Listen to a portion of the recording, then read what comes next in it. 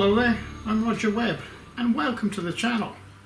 Welcome to the build of the AMAX CNC Router. Before we start the video today, I'd just like to put a shout out there to all of you who are enjoying my videos and who would like to support the channel via Patron, because the ad revenue via YouTube is just not there anymore, and it's increasingly getting difficult for me to continue making these videos. So if you can help by becoming a patron, please pop along to Patron and see what you can do. Thank you. So I hope you enjoy this video. So here we go. Hello there and welcome to the workshop. So today we're going to continue making this AMAX CNC router.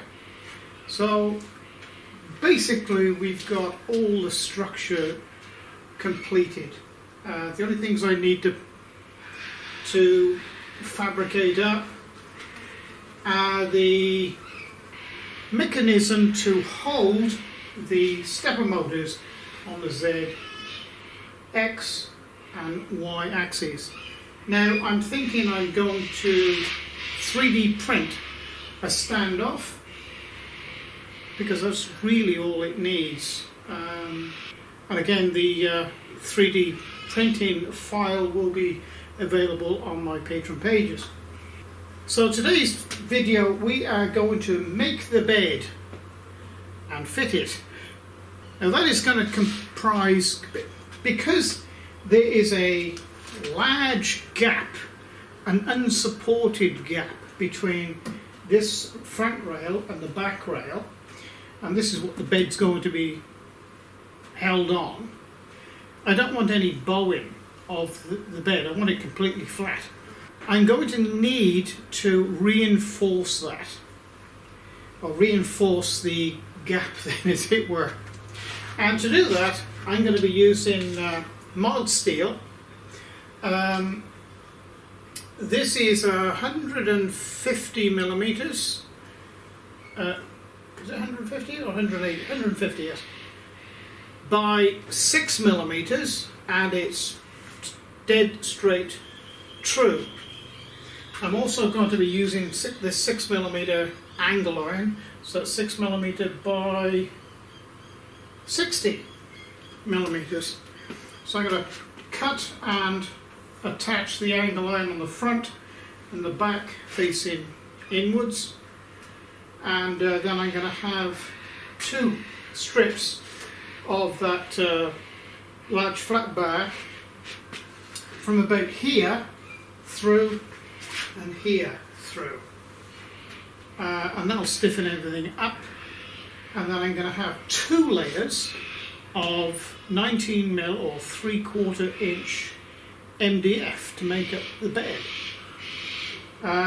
which will incorporate T-slot ways as well.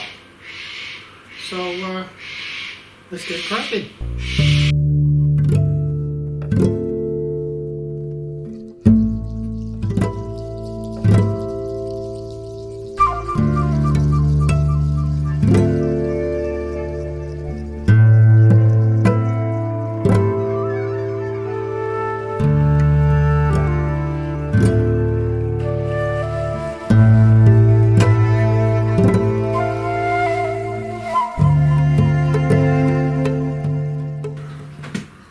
So I've got all my main parts cut now, so I just want to spin this around on the bench here so I can work from both sides comfortably. Now this is getting to be quite a heavy unit, but which is good.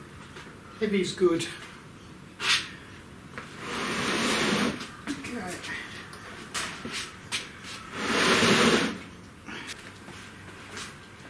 So, now quite a few of you have said to me, oh, why have I got the gantry so high? Well, I'm going to show you the reason now. This is 60mm by 6mm, angle line, and it's going to go on there like so. It's going to be bolted in here, and then I'm going to put 6mm by 150mm, two of them, one here, one here. And on top of that again is going to be two 3/4 inch or 19mm MDF sheets. Well, probably the top sheet is going to be cut into sections, and I'll be making T-slots with that. So, you know, it's going to come up to about here. So I'm going to increase the height from here to approximately here. So that's why I've got the gantry raised up, because eventually I want to make a 4th axis and run on this as well. So I need plenty of room underneath here. Okay, so I'm going to actually slide this further back this way and get my small pillar drill in, mark these out and drill them. So I've marked out on these two pieces of angle iron and center pot where I want these holes to be drilled. And I'm just going to pop a pilot drill through first. And if you're wondering about the change of clothing, the first part of this video I filmed yesterday, and it was 34 degrees in my workshop. It was 30 degrees outside. Today, which is about 10:30 in the morning, it's 10 degrees and it's pretty chilly. So that's the temperature variance we get here. So incidentally, I live in Tasmania, which is an island, quite a large island, off the coast of Australia, which is still classed as Australia. So here we go.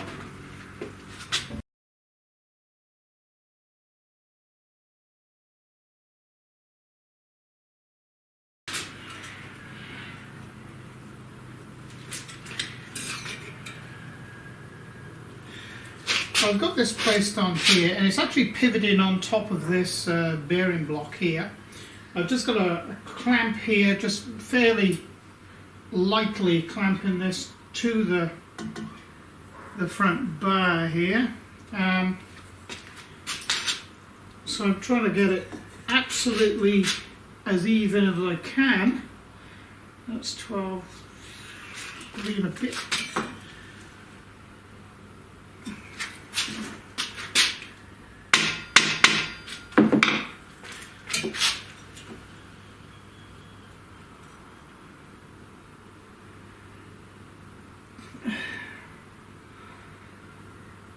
Pretty well.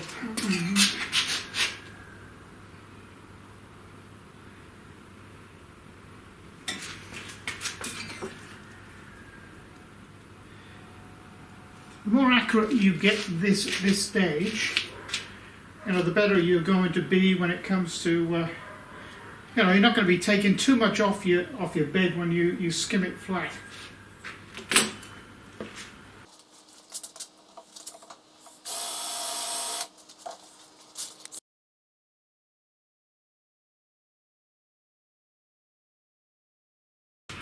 And if you've drilled it correctly, you should end up with a part that goes on something like this.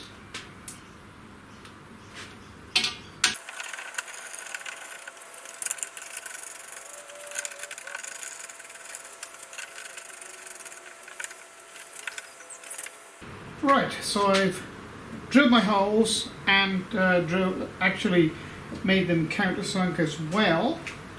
So now I'm just going to clamp this into the right position.